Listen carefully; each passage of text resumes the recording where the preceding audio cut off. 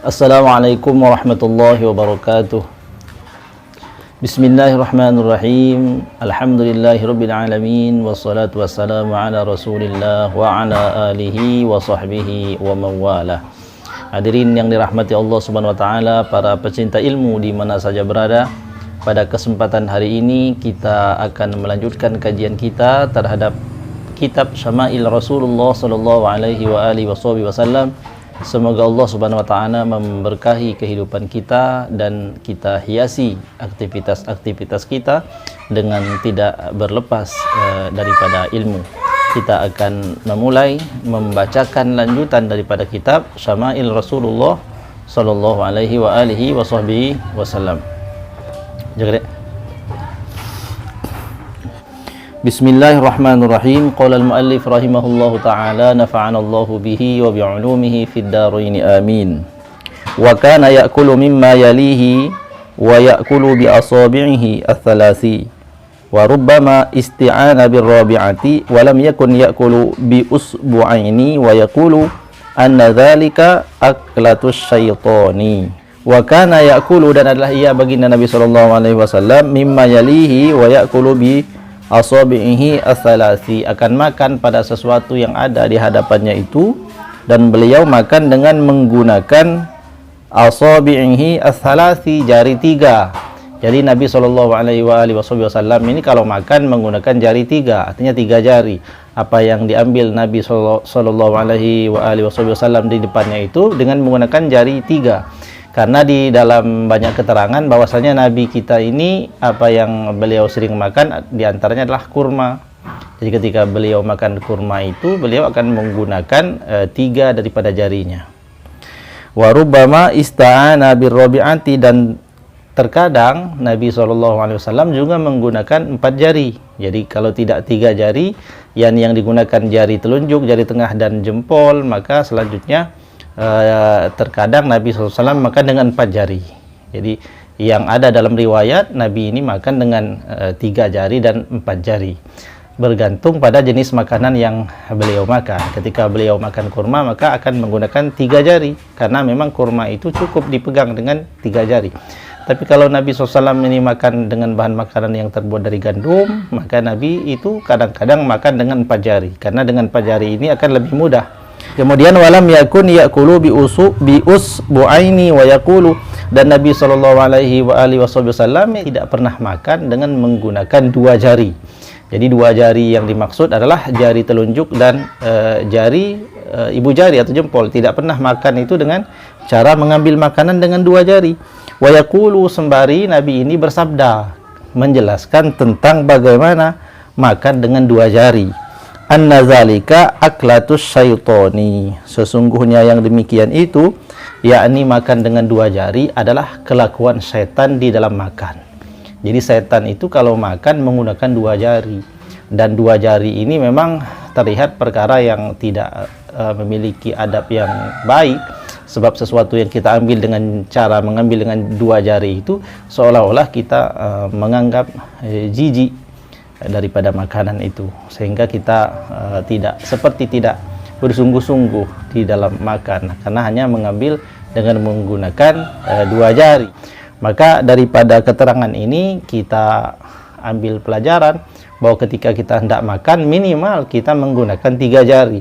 Meskipun kita akan makan pada makanan yang kecil, kita menggunakan 3 jari atau 4 jari. Jangan menggunakan 2 jari, sebab Nabi telah memperingatkan bahwasanya makan dengan menggunakan 2 jari itu adalah kelakuannya setan di dalam makan.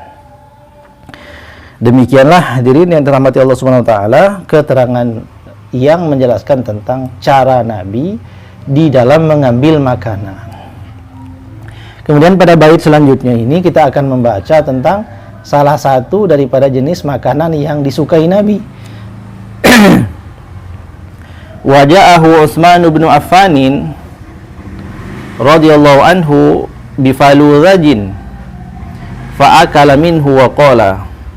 Suatu ketika datang sahabat Nabi yang bernama Sayyiduna Utsman ibnu Affan. Kita kenal Sayyidina Utsman ibnu Affan adalah salah satu daripada sahabat Nabi yang juga merangkap sebagai menantunya Nabi. Nah, datang suatu ketika sahabat Nabi yang bernama Sayyidina Utsman bin Affan membawa makanan bifaluzajin. Faluzajin itu nama makanan. Jadi datang Utsman bin Affan bawa makanan, nama makanan itu faluzajin.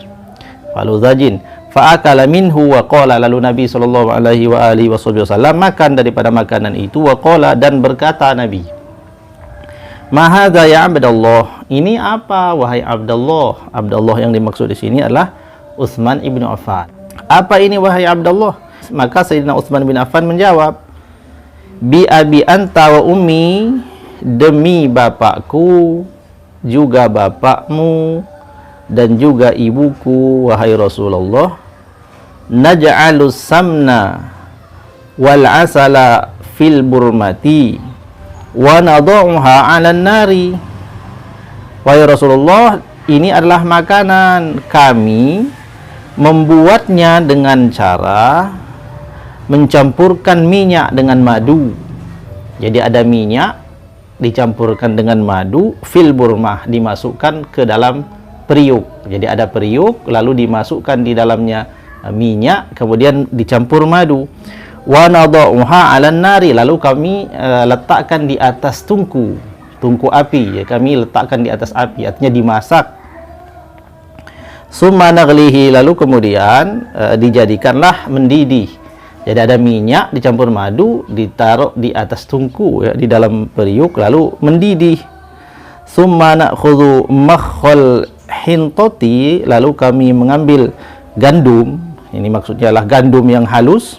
Iza tuhinat, apabila ditumbuk, gandum itu ada sejenis gandum yang apabila ditumbuk sangat halus, maka fanunqihi ala samani wal asali fil burmah, lalu gandum yang halus tadi itu kami masukkan ke dalam minyak yang telah dicampur madu, yang telah mendidih itu.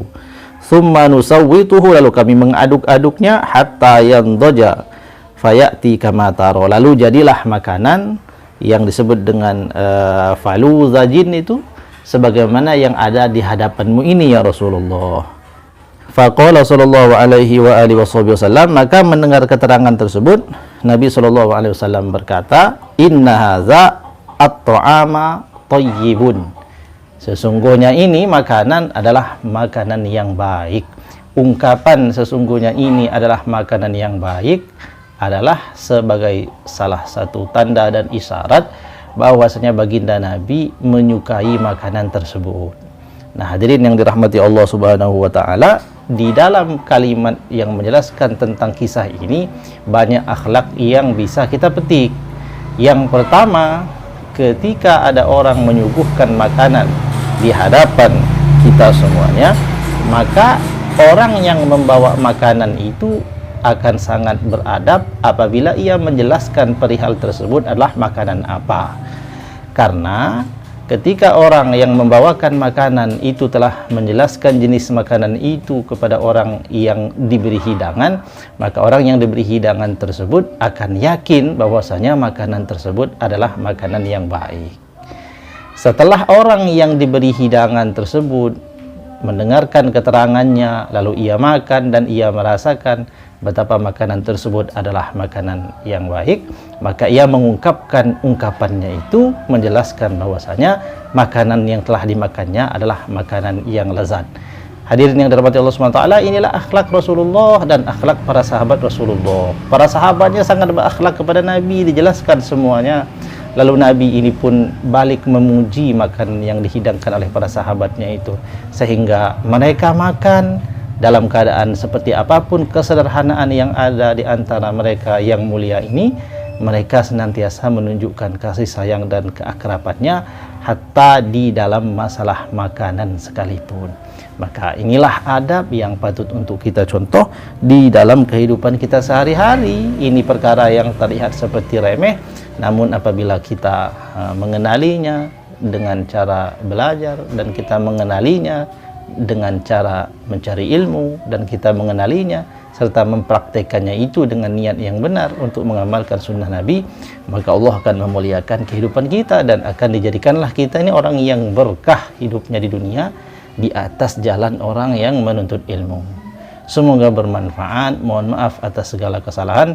Alhamdulillahirabbil alamin, subhanallahi wa bihamdihi, subhanakallahumma wa bihamdika, asyhadu an la ilaha illa anta, astaghfiruka wa atubu ilaik.